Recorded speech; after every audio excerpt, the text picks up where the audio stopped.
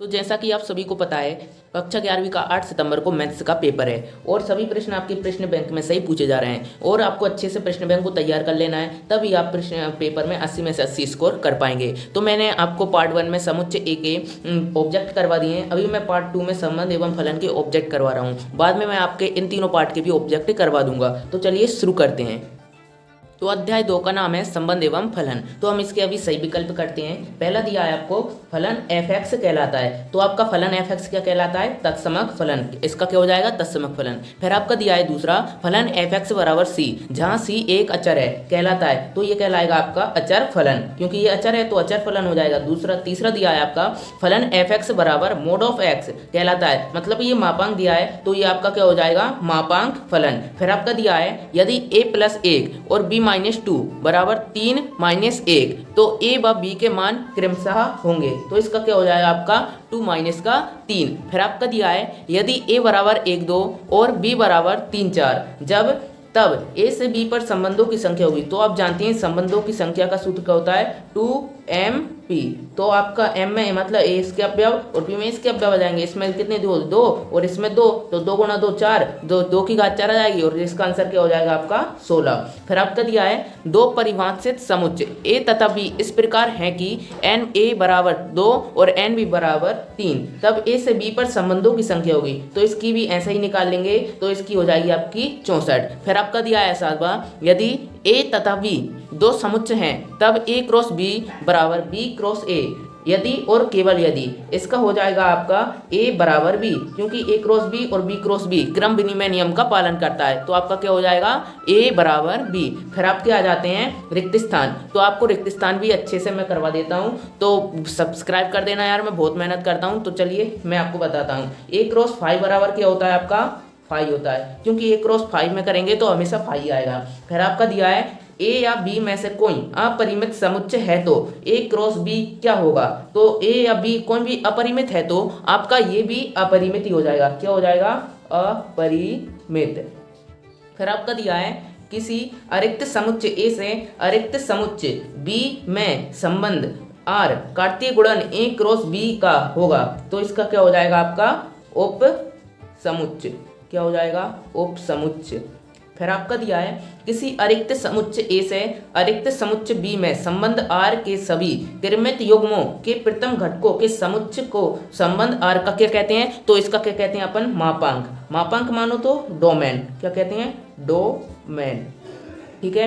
फिर आपकी आ जाती है सही जोड़ी मैच ऑफ द कॉलम। फिर आपका पहला दिया है f(x) बराबर x, जहां x अवयव है r का, तो इसका क्या हो जाएगा? आपका तत्समक फलन। दूसरा दिया है आपको y बराबर f(x) मोड ऑफ x, जहां x अवयव है r का, तो इसका क्या हो जाएगा? आपका मापांक फलन। फिर आपका तीसरा दिया है y बराबर f(x) और ये सभी दिए हैं जहां x अवयव है r का, तो इसका क्या हो जाएगा? आपका चिन्ह फलन। क्या हो जाएगा? चिन्ह फलन। चौथा दिया है y बराबर f(x) जहां x अवयव है r का, और तो ये हो जाएगा आपका क्या हो जाएगा? महत्तम पूर्णांक फलन। महत्तम पूर्णांक फलन। फिर आपका दिया है a क्रॉस 5 बराबर, तो ये हो जाएगा आपका 5, क्योंकि यही बचा है तो यही होगा, और मैंने देखा है कि यही है आपका उत्तर। ठीक है, लाइक कर देना वीडियो को। चलो तो आगे बताता हूँ। तो आपके आगे क्या आ जाएंगे? ये एक शब्द या एक वाक्य में उत्तर। तो पहला एक शब्द या एक वाक्य में उत्तर दिया है आपको यदि a बराबर 1 2 और b बराबर 3 4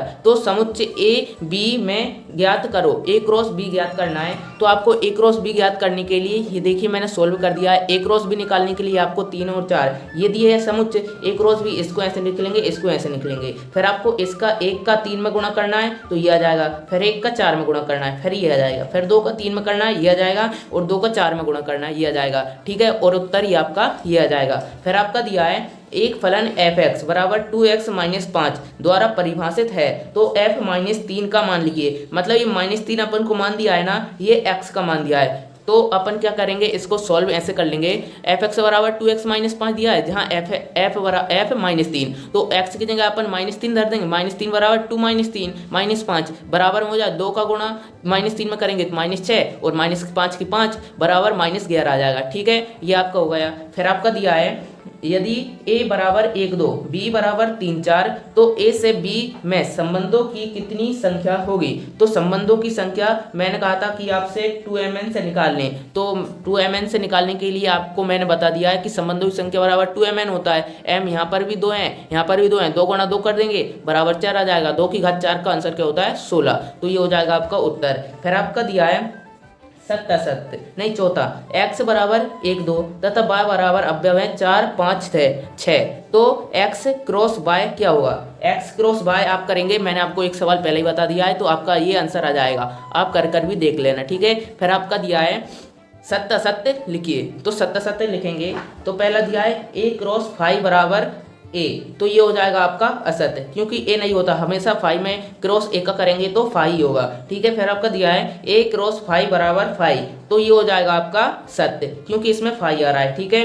फिर आपका दिया है दो कृमित युग्म समान होते हैं यदि और केवल यदि उनके संगत प्रथम घटक समान हो और संगत द्वितीय घटक भी समान हो, तो ये हो जाएगा आपका सत्य, क्योंकि घटक भी समान होते हैं, ठीक है। ए क्रॉस ए बराबर A B C such that A B C अवयव है ए के, जहां ए बी सी एक कृमित त्रिक कहलाता है, तो ये हो जाएगा आपका सत्य, क्योंकि ये सही है, कृमित त्रिक ही कहलाता है, ठीक है, क्योंकि इसमें 3 चीजों का गुणा हो रहा है, ठीक है।